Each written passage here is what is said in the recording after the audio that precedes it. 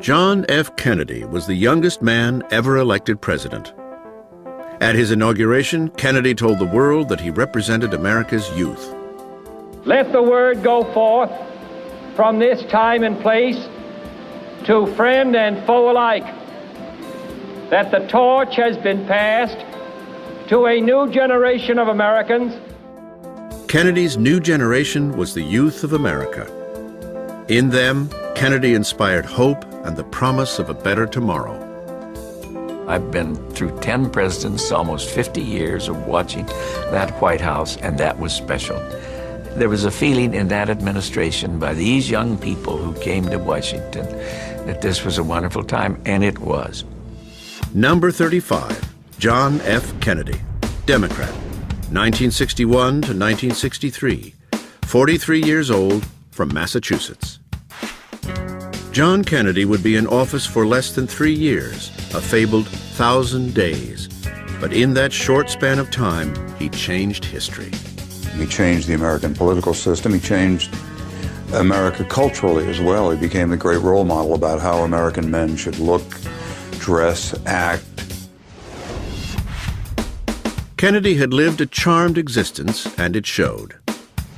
He and his wife Jacqueline looked like movie stars.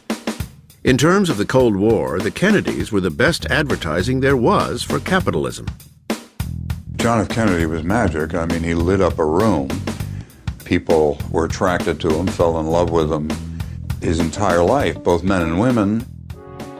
Kennedy's sexual dalliances would eventually become well known.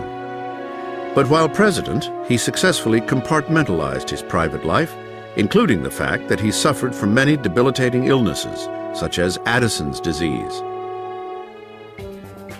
Kennedy's hidden health problems and sexual appetite never seemed to interfere with his ability to effectively lead.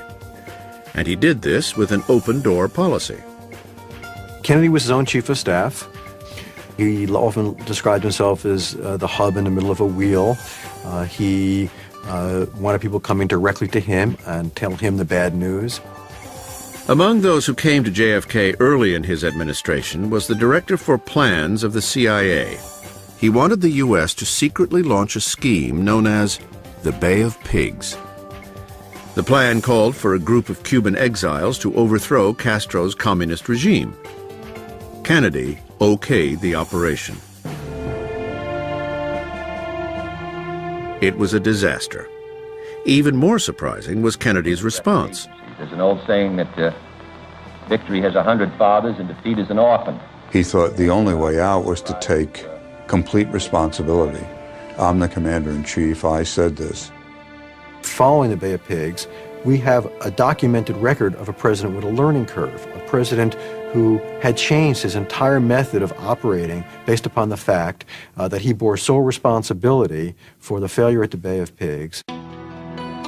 By accepting responsibility, Kennedy earned the trust of the nation. With that, he embarked upon a noble and far-reaching agenda to forge a better society. Members of the Congress, he created the Peace Corps and planned a war on poverty. And most inspiring, he challenged America to reach for the unimaginable. we choose to go to the moon in this decade and do the other things, not because they are easy, but because they are hard. This was a huge idea and an enormous gamble. Such audacity would serve Kennedy well during his defining moment in office, the Cuban Missile Crisis.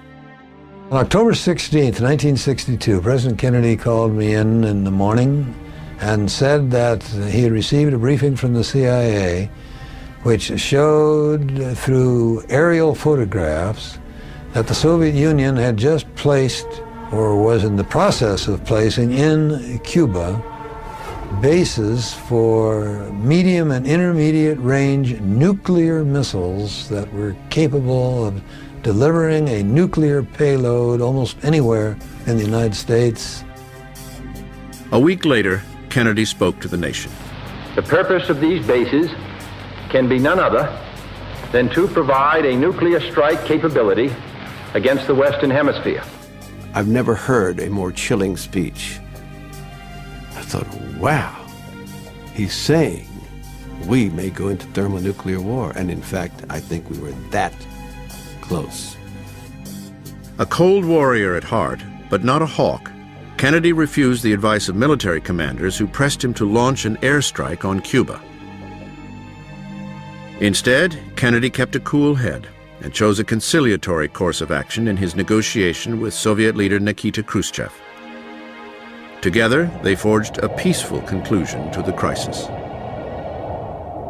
While strong on foreign policy, Kennedy was much less proactive on domestic issues, particularly civil rights.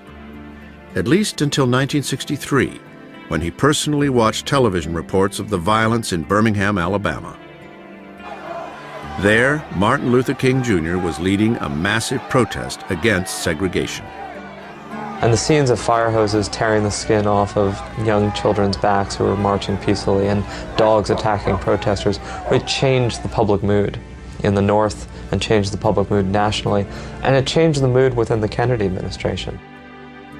While Kennedy gained a new appreciation for civil rights, he remained an ardent foe of communism. Late in his first term, as trouble brewed in Southeast Asia, he hoped to strengthen South Vietnam by overthrowing its tyrannical regime. On November 1st, 1963, Kennedy approved the assassination of the president of South Vietnam. And from that day on, we owned Vietnam. 20 days later, on November 21st, Kennedy visited San Antonio, Texas, to join Vice President Lyndon Johnson at the opening of a new space facility. This nation has tossed its cap over the wall of space, and we have no choice but to follow it. The next day, he and Jackie went to Dallas. From Dallas, Texas, President Kennedy died at 1 p.m. Central Standard Time, 2 o'clock Eastern Standard Time, some 38 minutes ago. The assassination of Kennedy was probably the most traumatic thing that occurred to our population since at least Pearl Harbor. There was a lot of hope resting in his presidency that he had not yet realized that suddenly people were denied. The hopes and dreams Kennedy brought with him to the White House were enhanced by his martyrdom, making his presidential legacy grow well beyond his actual accomplishments in office. The idealism, the commitment to public service, the desire that people should give something of themselves back to America, I think these are some of the most important legacies of the Kennedy administration. Only 2 men have been elected president while holding seats in the U.S. Senate: Warren G. Harding and John F. Kennedy.